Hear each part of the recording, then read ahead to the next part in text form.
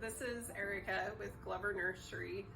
Today we're going to talk about pruning, but for native wildlife and beneficial pollinators, which include insects, bees, and birds. So one of the things that you can do, which may be contrary to what you've been told before, is leave your perennial dead above the ground because it can offer habitat that the pollinators might not otherwise have. And one of those examples is hollow stems.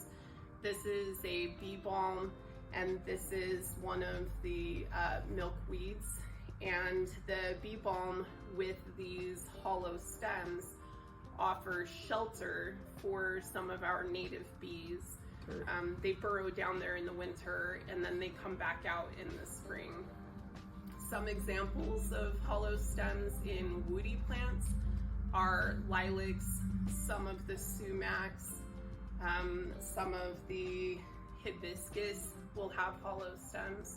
So consider habitat before you cut everything to the ground level in the fall. So the next portion I wanted to cover is nesting material. There are a lot of native birds that need grasses and other kinds of downy materials in order to build their nests, either for the winter or for the spring when they are laying eggs and having their babies.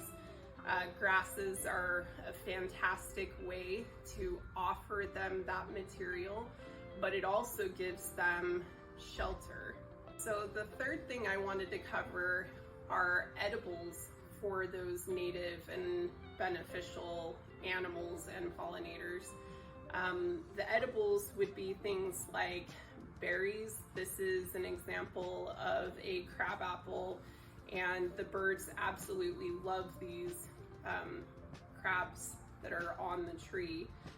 So having tree fruit available, but also seed heads, like on our grasses here, the ornamental seed heads can offer them foraging as well.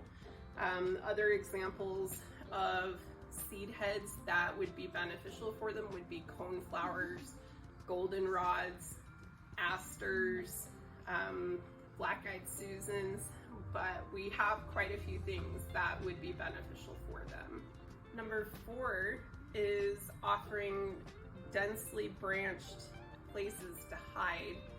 This is an example of a yew, but with this evergreen shelter, or with a densely branched shrub like this that creates a barrier from predators. These offer places to hide that are safe either in the spring or over the winter. And the last thing I wanted to talk about is when to prune. These insects and other beneficial wildlife, they need the warmth to start becoming active.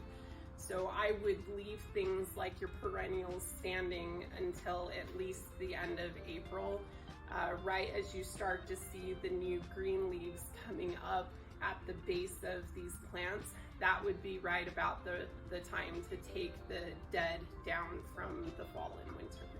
If you have any more questions about how to prune for the beneficial pollinators or how to prune anything else, please come down to the nursery. We are here Monday to Saturday from 9 to 5, and also our website is glovernursery.com.